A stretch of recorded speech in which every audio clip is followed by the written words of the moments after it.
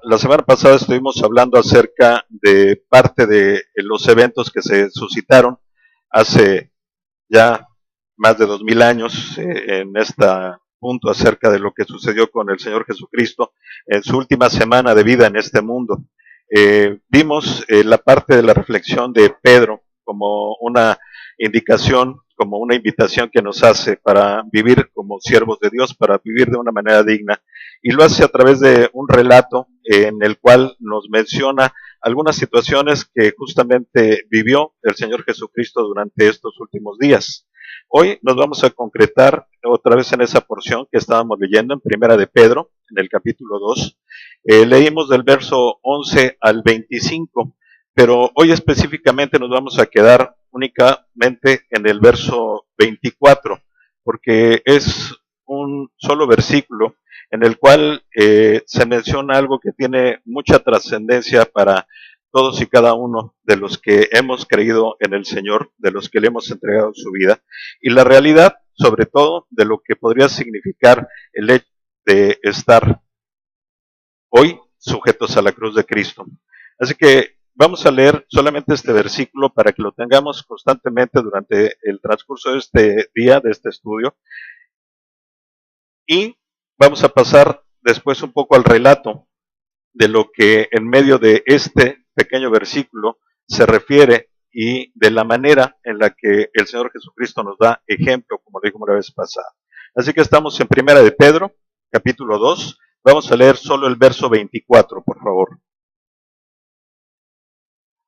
Y dice así: quien llevó él mismo nuestros pecados en su cuerpo sobre el madero, para que nosotros, estando muertos a los pecados, vivamos a la justicia, y por cuya herida fuisteis sanados. Es una reflexión, repito, que hace Pedro, ya escribiéndole a los cristianos, a los seguidores de Cristo en la dispersión, y en un momento hace referencia acerca de lo que en esta pasión, crucifixión y muerte de Cristo sufrió y vivió, y él hace estas pues comentarios directamente sobre el hecho de que es lo que como un cordero él significa hoy para nosotros. Pero leamos Marcos 27, Mateo 27, vamos a leer el relato de lo que sucedió en estos últimos momentos antes de que el Señor Jesucristo muriera, y precisamente como referencia de lo que Pedro nos está comentando aquí. Mateo, en el capítulo 27, y vamos a leer por favor del verso 45 al 54 solamente. Y dice así, es Mateo capítulo 27, versos 45 al 54. Dice, y desde la hora sexta hubo tinieblas sobre toda la tierra hasta la hora novena. Cerca de la hora novena, Jesús clamó a gran voz diciendo, Elí, Elí, lama sabactani. Esto es, Dios mío, ¿por qué me has desamparado? Algunos de los que estaban allí decían al oírlo, a Elías llama a este. Y al instante, corriendo uno de ellos, tomó una esponja y la empapó de vinagre y poniéndola en una caña le dio a beber. Pero los otros decían, deja, veamos si viene Elías a librarle. Mas Jesús, abriendo otra vez, clamado a gran voz, entregó el espíritu. Y aquí el velo del templo se rasgó en dos, de arriba a abajo, y la tierra tembló y las rocas se partieron. Y se abrieron los sepulcros, y muchos cuerpos de santos que habían dormido se levantaron, y saliendo de los sepulcros, después de la resurrección de él, vinieron a la santa ciudad, y aparecieron muchos. El centurión y los que estaban con él, guardando a Jesús, visto el terremoto y las cosas que habían sido hechas, temieron en gran manera y dijeron, verdaderamente este es Hijo de Dios. Vemos entonces estos últimos momentos ya prácticamente el Señor Jesús en la cruz, en el momento en el que Él se siente desamparado por Dios, y esto tiene un significado muy especial, pero que momentos después de haber clamado a gran voz nuevamente, haber gritado incluso al Señor, Él simplemente entrega su vida, no es muerto por las heridas, sino él mismo es el que entrega su vida. Y después vienen estos acontecimientos en los cuales se rasga el velo, lo cual también vamos a analizar en un momentito qué significa, y algunas otras cosas como el hecho de que los sepulcros se abrieron, hubo cuerpos que resucitaron en ese momento y que se le aparecieron a la gente tiempo después. Eso es algo que también para nosotros nos debe de llamar la atención, pero será ocasión para un estudio distinto en otro momento. La realidad es que hubo muchas personas alrededor de estos acontecimientos, había una muchedumbre, porque la misma palabra nos relata que el pueblo de Israel, el pueblo judío, que fue quien en su momento, por alguna razón muy específica, fue quien llevó a Jesús a la cruz, porque por ellos fue aprendido, por lo que ellos testificaron, es que fue juzgado y fue en su momento condenado y también fue crucificado. Entonces todos fueron corriendo para ver qué era lo que estaba aconteciendo. Estaba mucha gente ahí presente y todo esto lo que sucedió, pues tuvo muchos testigos. Ahora bien, vamos a dejar un poquito todo esto en la mente en cuanto a lo que estaba sucediendo, todo este escenario. Pero analicemos alguna situación que nos pueda ya referir a lo que pasa hoy día, sobre todo a cada uno de nosotros. Hay una frase que leí y que me llamó mucho la atención y que la utilicé como título hoy para el estudio, que dice, tan cerca de la cruz, pero tan lejos de Cristo.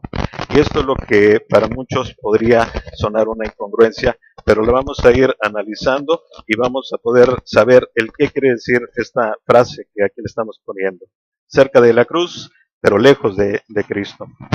Vamos a leer primero el libro de Hechos en el capítulo 26, versículos 24 al 28, teniendo Pablo en su momento una situación muy específica en la cual también fue acusado injustamente, en el que fue presentado ante la justicia y en su momento fue llevado ante otra persona de mayor jerarquía porque no había forma de poderlo encontrar culpable, pero finalmente, al igual que al Señor Jesús en su momento, los propios judíos lo atacaron.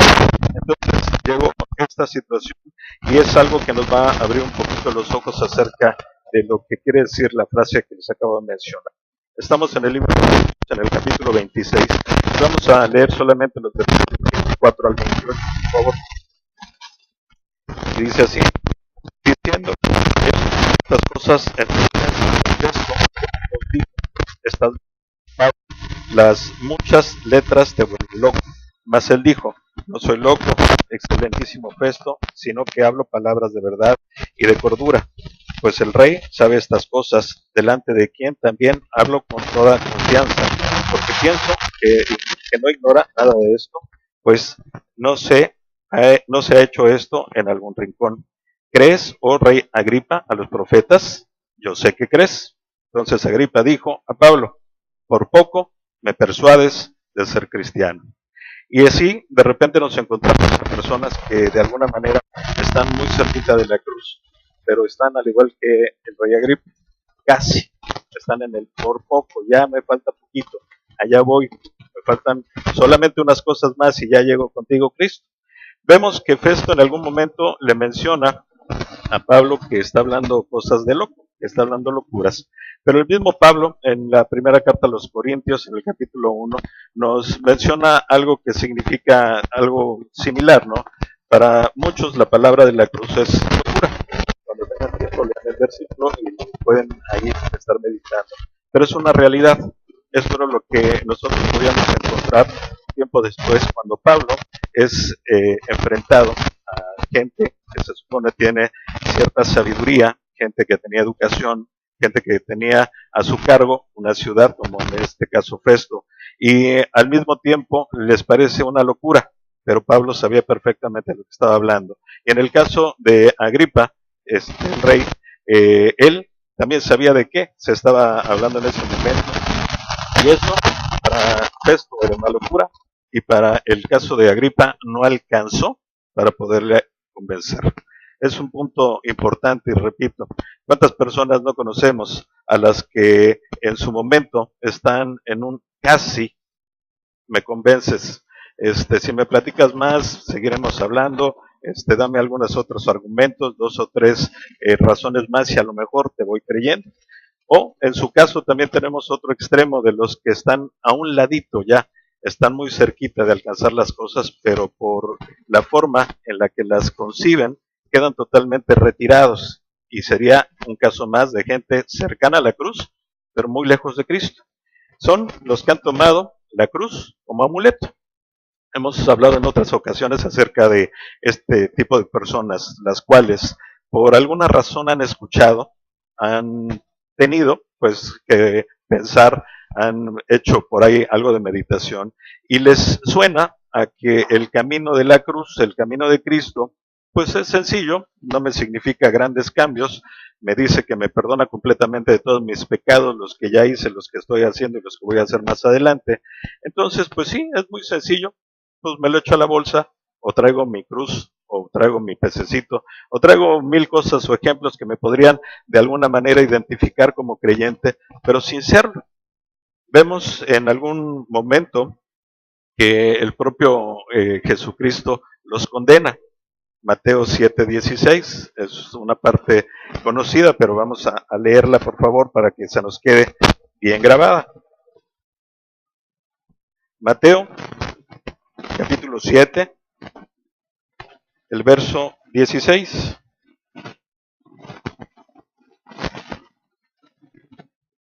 Dicen creer, pero su vida grita otras cosas. Es gente que por más que se puede poner el título de creyente, pues finalmente sus frutos marcan algo totalmente distinto. Mateo 7:16 dice así: por sus frutos los conoceréis. ¿Acaso uvas de los espinos o higos de los abrojos? Y eso es lo que de alguna manera también a nosotros nos puede dar un indicativo de estas personas que están tan cerca de la cruz, pero tan lejos de Cristo. Se dicen creyentes, se dicen haber aceptado a Cristo como su Salvador, pero su vida nos indica una cosa totalmente diferente. Ellos andan en un camino contrario. El hecho de poder seguir a Cristo justamente es ir caminando para cada día parecernos más a Él. Y creo que estas personas en alguna medida van justamente en el camino contrario, cada vez pareciéndose más a lo que era un mundo atrás, lo que era su vida pasada, sin dejarla hacia un lado. El verdadero significado de la cruz es algo totalmente distinto. En Primera de Pedro, que estábamos leyendo, nos lo dice claramente cuál fue el significado de todo lo que sucedió en la vida de Jesús, pero sobre todo en su crucifixión. Tiene dos acepciones. La primera, un propósito, que es parte de lo que ahora vamos a analizar, y la segunda también tiene una implicación en nuestra vida. ¿Cuál es el propósito? Pues es algo importante de poder reflexionar. Murió primeramente para que se cumpliera la profecía. Es un hecho claro. Si el Señor Jesucristo no hubiera muerto, pues nada de lo que su palabra dice sería cierto y no estaríamos ahorita hablando de él en este momento. Tenemos que entender también que la muerte del Señor Jesucristo fue algo preparado por Dios, incluso la forma en la que murió, que también tiene un significado muy especial. En el libro de Hechos, en el capítulo 2, nos menciona el relato acerca de lo que es el momento del Pentecostés, es cuando baja el Espíritu Santo sobre Pedro y los demás que estaban ahí, sobre muchas personas, se hace una gran alboroto alrededor, porque ellos en el momento en el que logran estar ya con el Espíritu, empiezan a hablar en lenguas distintas a las que ellos conocían, no en lenguas que nadie pueda entender. Eso es un error que algunas personas malinterpretan. Lo que hacían es que, siendo ellos, vamos a ponernos aquí, africanos, otros chinos, otros filipinos, a lo mejor otros vivían en la Polinesia, en Nueva Zelanda, no sé, con lenguas totalmente diferentes, ellos se podían entender entre sí. Eso fue lo que el Espíritu dio y eso es justamente el hecho del don de lenguas. Pero bueno, pasando hacia lo que es la segunda parte del relato, Pedro habla a toda la gente que está ahí y da a entender o aclara perfectamente que el hecho de la muerte del Señor Jesucristo fue no tan solo concebida, sino consentida y también planificada por Dios. no fue algo que hayan hecho las personas. Aunque nosotros podamos acusar al pueblo judío de que ellos fueron los causantes, de que podamos acusar a los romanos de que ellos fueron quienes lo crucificaron, la realidad es que era un plan perfecto de Dios para poder cumplir lo que ahora encontramos aquí. El verso 24 nos dice, quien llevó él mismo nuestros pecados en su cuerpo sobre el madero. Él se propuso justamente como un sacrificio total. Recordemos que para el pueblo hebreo había dentro de la ley una forma en la cual ellos tenían que expiar los pecados y lo hacían constantemente, pero por lo menos una vez al año lo tenían que hacer de una forma muy especial. Tenían que sacrificar un macho cabrío sin ningún defecto, lo tenían que llevar ante el altar y ofrecerlo en sacrificio. Eso es justamente lo que hizo, porque esa ofrenda que el pueblo hebreo entregaba a Dios era justamente para que los pecados que habían ellos cometido durante todo ese tiempo quedaran perdonados, quedaran justificados. Esa era la razón por la cual se sacrificaban a estos machos cabríos. Ahora bien, vemos que el Señor Jesucristo, dentro de lo que leíamos del relato, fue él colgado en un madero, fue colgado en una cruz, y él mismo llevó justamente encima de él todos los pecados que nosotros cometimos. Por ahí, justamente, el hecho de el que en algún momento, leíamos ahí en el relato de la crucifixión, el mismo Señor Jesús clama a gran voz, Señor, Señor, ¿por qué me has desamparado?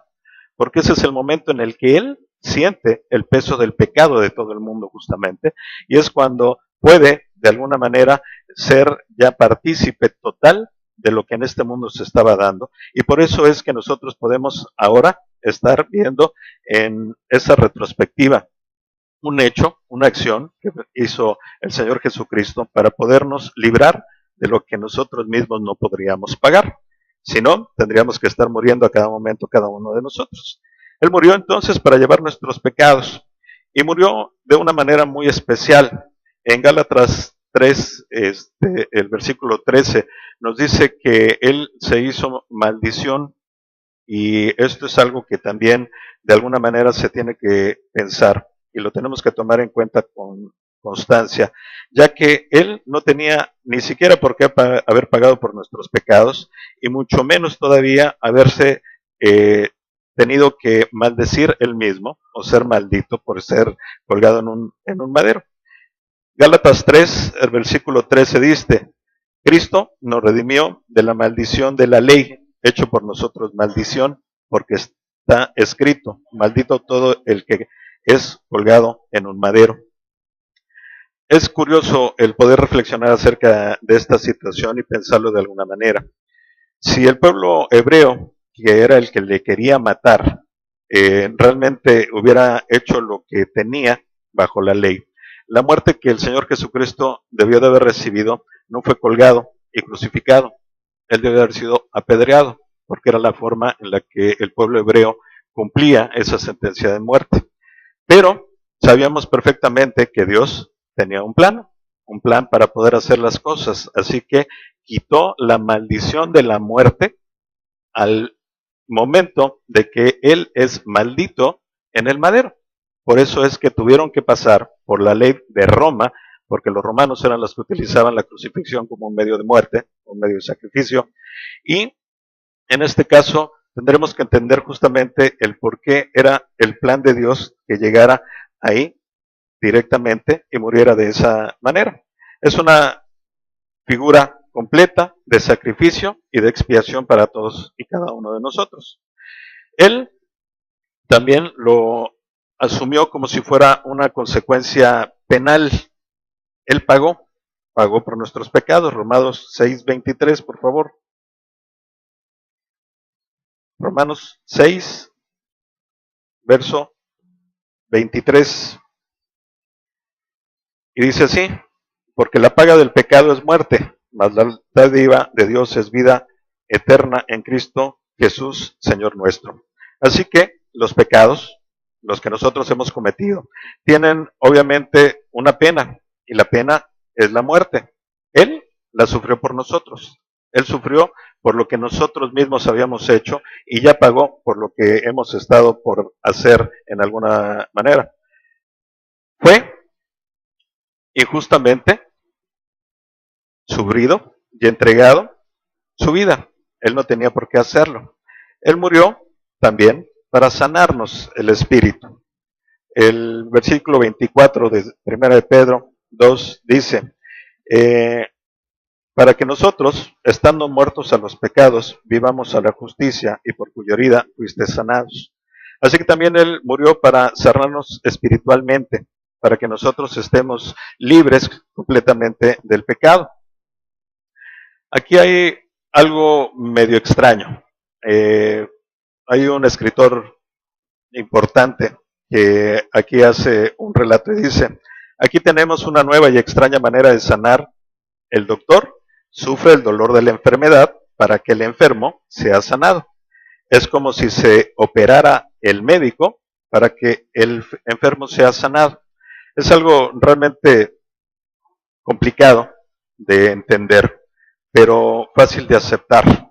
El hecho de que el Señor Jesús, para poder limpiarnos de lo que estábamos mal, Él fue el que se limpió, Él fue el que se sacrificó, Él fue el que se maldijo y Él fue el que derramó su sangre.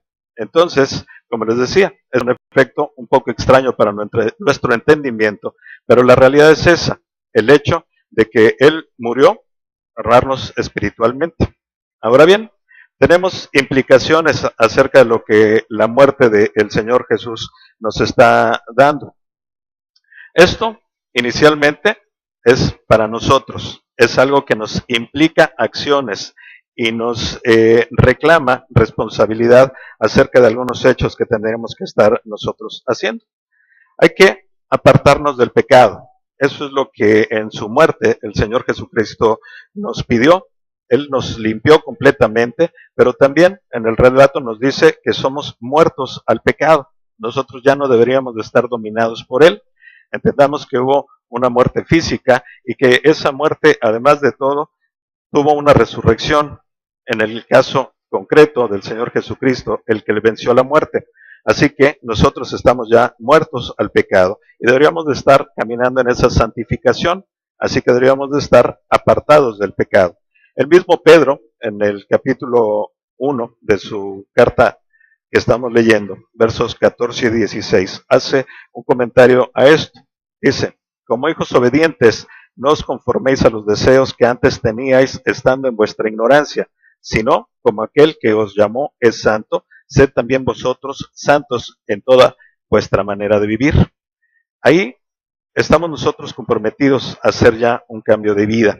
Es algo que debemos de estar constantemente teniendo presente y que de cualquier manera tendremos que encontrarnos, no en los casi, no en la gente que dice, bueno, híjole, yo sí le creo a este señor, pero me falta un poquito más, quiero estar todavía un ratito más en la vida normal, porque es algo que me gusta, es algo lo que quiero seguir estando. Entonces voy a esperar a limpiarme para poder llegar ahí. Sería una incongruencia tanto como un enfermo, hablando de doctores que estaba haciendo la referencia, se espere a sanar para ir al doctor. Creo que por ahí podríamos entenderlo con un poquito más de claridad. Imaginémonos que estando gravemente enfermo, estés postrado en cama, estés esperando a que tu salud se recobre para entonces sí ir al médico. Esa es la parte o la forma en la que nosotros en la carne estamos funcionando. Y es justamente la forma como el Señor Jesucristo nos pide que no lo hagamos. Nos pide que lo hagamos completamente al revés. También, para los que lo tienen como amuleto, pues es un hecho que cosas como estas, el vivir sin pecado, pues no les hace mucha cordura, ya que Él pagó por todo, ¿no? Entonces, si ya pagó, ¿por qué me tengo que separar del pecado? Yo puedo seguir viviendo igualito, tengo la promesa, yo sé que ahí está y en su momento va a hacer valer lo que me prometió. Pero esa es una falsedad y por eso los menciono y los mencionaré continuamente. Ni los casi, que no se han convencido, ni los que han tomado simplemente por cuestión de garantía, casi como un seguro de vida, lo hayan hecho. Eso no se puede. No hay forma de hacerlo y sobre todo se puede hacer de ninguna manera distinta si no se tiene el Espíritu de Dios en el corazón. Esto es uno de los puntos también muy importantes en los cuales nosotros tenemos que basarnos, porque hay un hecho muy claro en nuestra vida. Por más que intentemos cambiar, por más que intentemos mejorar, difícilmente lo vamos a poder lograr.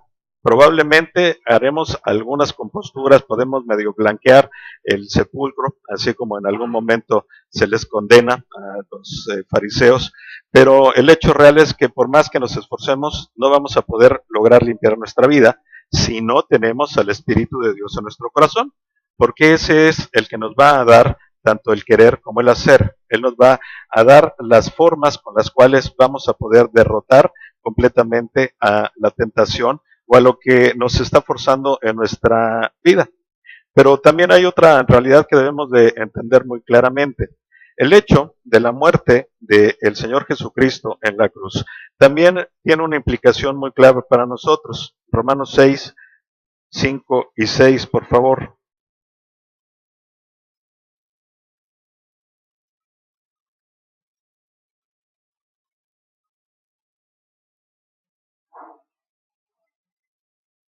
Y dice así, porque si fuimos plantados juntamente con Él en la semejanza de su muerte, así también lo seremos en la de su resurrección, sabiendo esto, que vuestro viejo hombre fue crucificado juntamente con Él, para que el cuerpo del pecado sea destruido, a fin de que no sirvamos más al pecado.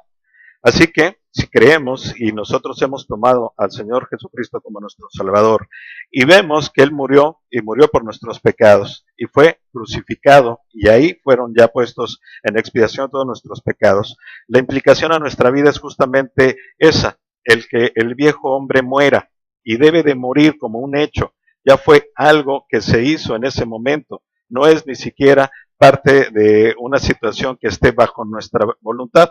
No es si yo quiero o si yo no quiero. El hecho es que el viejo hombre ya murió. ¿Qué es lo que pasa? Que bueno, esa eh, raíz con la cual todos estamos amarrados al pecado es la que nos hace siempre estar mirando atrás, es la que nos hace siempre estar disfrutando de lo que el mundo nos ofrece, es la que nos hace caer en la tentación en el momento en el que estamos por ahí distraídos o estamos fuera de una acción regular.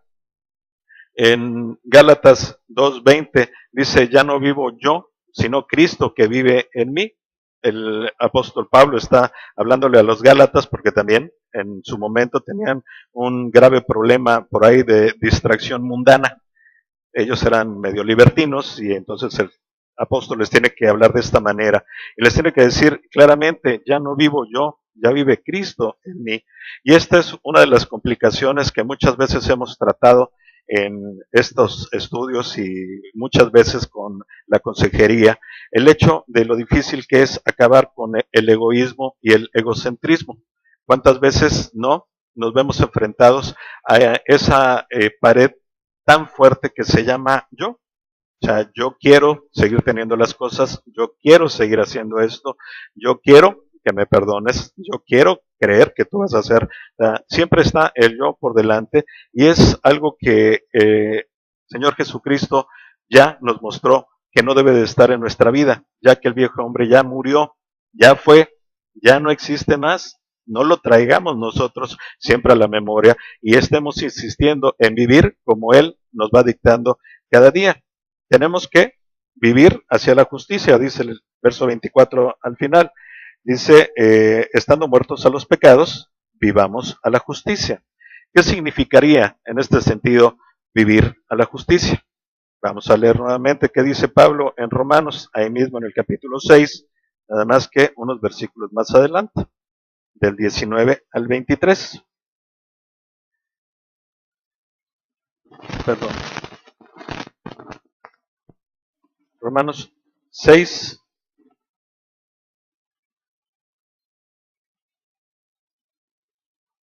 19. Ok, o ignoráis que vuestro cuerpo es templo del Espíritu Santo. Mm,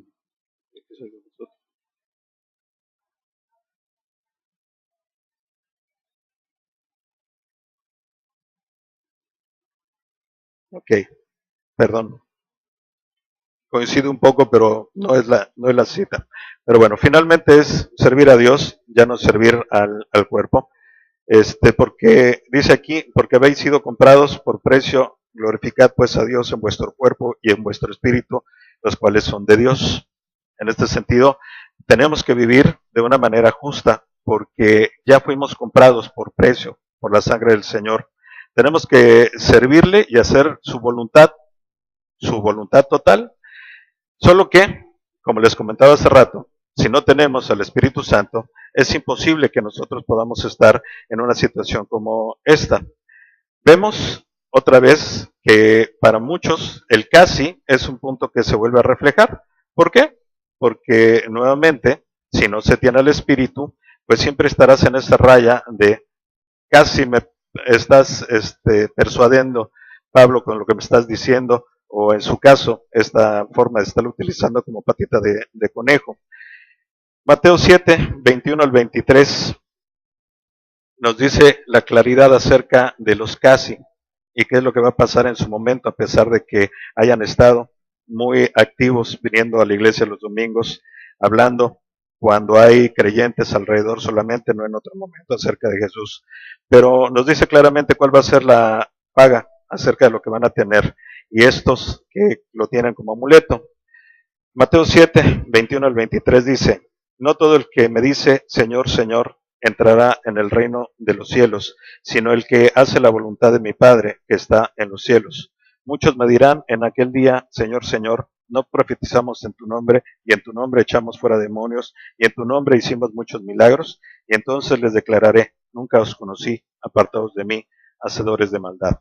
Estos son los que están en el casi, los que están con ese amuleto.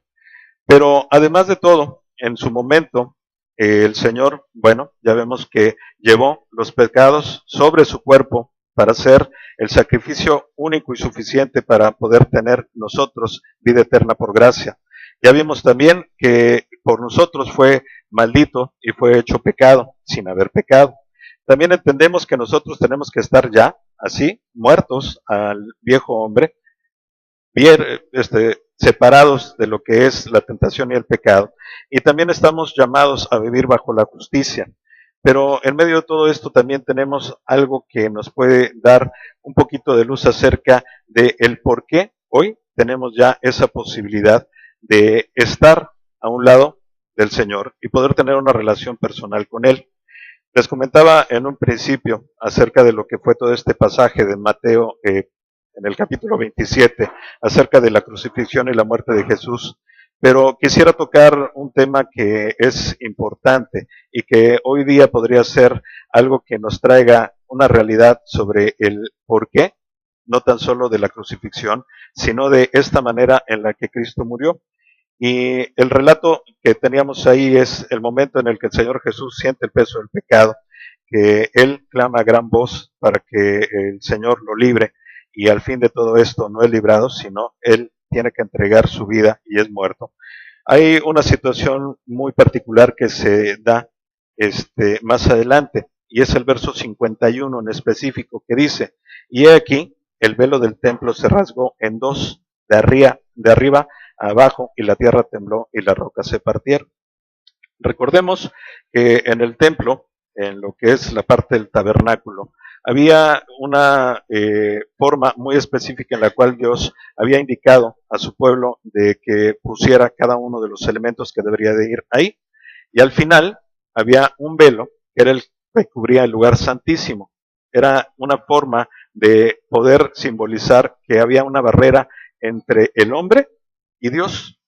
Los hombres no podían entrar al lugar santísimo. De hecho, solamente el sumo sacerdote, una vez al año, de una forma muy especial, era el que podía entrar. Nadie más podía ni siquiera mirar dentro de este lugar. Así que en el momento en el que el Señor Jesucristo muere, ese velo justamente es rasgado, y es rasgado de arriba hacia abajo. ¿Esto qué quiere decir? Dios, en su momento, no por tristeza, no por enojo, sino por una acción ya pensada y premeditada, rompió ese velo en el momento que Cristo pagó por nuestros pecados. Y ese es el momento en el que nos permite tener esa relación con Dios. ya no hay un velo. Ya ahora nosotros no estamos obligados a pasar por los sacerdotes de la tribu de Levi para poder tener contacto con Dios. Ahora lo podemos poner directamente, cara a cara. Esa es una gran diferencia y es otra de las grandes posibilidades en las cuales nosotros tenemos que fincar nuestra fe, pero también fincar los cambios en nuestra vida. ¿Por qué? Porque todo lo que sucedió en esa cruz simplemente nos obliga y nos implica hacer una vida totalmente diferente a partir de esa muerte de Jesucristo. Porque Él limpió los pecados, Él nos justifica, Él con su sangre nos lavó completamente, pero también Él nos da el ejemplo de cómo vivir y en el momento de la muerte nos deja ya con ese velo rasgado la posibilidad de tener esa relación personal con Dios. Es algo realmente maravilloso el poder entender que Dios en su plan perfecto diseñó todo esto para que nosotros podamos entender que a pesar del sufrimiento vamos a tener algo mucho mejor después de nuestra muerte. Nos hace saber que el sufrimiento es para pasar por una purificación y poder mejorar nuestra vida aquí, viviéndola en este momento. También vemos claramente que a través de todo ese sufrimiento y muerte, sobre todo en el último momento y las últimas palabras del Señor Jesucristo, el gran peso del pecado se fue junto con Él. Ya no nos debe de estar rigiendo a nosotros. El viejo hombre murió, ya vivimos en un nuevo hombre y lo único que tenemos que hacer ahora es justamente empezar a caminar tras las huellas de Cristo. Tener que empezar a transformar nuestra vida de tal manera que a través de la fortaleza que su espíritu, nuestro corazón nos da, podamos ir venciendo la tentación, el pecado y todas las cosas que en la carne nos pueden tanto, pero ya no tienen poder. El poder murió en la cruz. El poder del pecado, de la tentación. Es más, la muerte también fue muerta ahí. Leía un libro de John Owen, que el título es medio complicado, porque dice la muerte de la muerte en la muerte de Cristo. Y esto es el hecho de que cuando Cristo murió, venció la muerte en este sentido de que la muerte, el pecado, fue muerto por la muerte de Cristo. Y eso es algo que implica para nosotros y nos responsabiliza a tener una vida completamente distinta. Como les decía, los casi no alcanzan. Los que tienen a Cristo como amuleto, tampoco. Porque finalmente tenemos nosotros el compromiso de dar frutos y de dar un fruto distinto. Los que hemos creído, tenemos ya el Espíritu de Dios en nuestro corazón y este nos da el poder justamente para hacer esos cambios. Y los acontecimientos que tuvieron ya hace casi 2000 años, el día de la muerte del Señor Jesucristo y el inicio de la Pascua judía, que es el día de hoy. Eso nos tiene que dar un ejemplo muy claro de lo que significa para nosotros hoy haber dado el paso como creyentes y que tenemos evidentemente la obligación y la responsabilidad de cambiar completamente nuestra vida. Tenemos la obligación de testificar a Cristo, pero también evidentemente tenemos que ser un ejemplo totalmente contrario de lo que nuestra vida antigua venía siendo. Es simplemente una reflexión acerca de las últimas horas de Jesucristo en este mundo. El relato dice que en la hora séptima, en la hora sexta estaba nublándose y la hora novena es cuando muere. Esto es más o menos las 3 de la tarde, justamente cuando el día está pleno, cuando hay luz, cuando hay todo, y el cielo se opacó, se oscureció, hubo terremotos, hubo muchas cosas, porque la muerte de Cristo llevó completamente el pecado a la cruz y ya no tiene poder más. Y repito, el hecho de que el velo se haya rasgado es la oportunidad de que tengamos hoy nosotros una relación personal con el Señor y no tengamos que estar a través ni de santos, ni de vírgenes, ni de ninguna otra cosa tratando de llegar a Él. Oremos, por favor. Señor mi Dios, antes que nada, gracias te doy porque nuevamente da la oportunidad de predicar tu palabra. Señor, yo te pido que si tú tienes en este momento la voluntad de tocar el corazón de alguno de los presentes, Señor, se lo reveles claramente en su mente, que pueda saber que tú le estás tocando, que estás llamando a su puerta, para que él pueda entender que hay un solo camino para poder llegar a ti, que es el aceptar a tu Hijo Jesucristo, el poder aceptar que Él murió en la cruz, que Él llevó nuestros pecados, que la culpa de esa muerte no era suya, sino nuestra, Señor, y que a pesar de esto, por tu gran amor, tú lo mandaste a morir a este mundo y derramar su sangre. Yo te pido, Señor, que nos des una semana llena de bendición, que prosperes nuestra vida, Señor, que nos des la paz que tanto has prometido, Señor, pero sobre todo que nos des el gozo de podernos reconocer como hijos tuyos. Yo te doy gracias, Señor, en el nombre de Jesús. Amén. Gracias, que tengan buen día.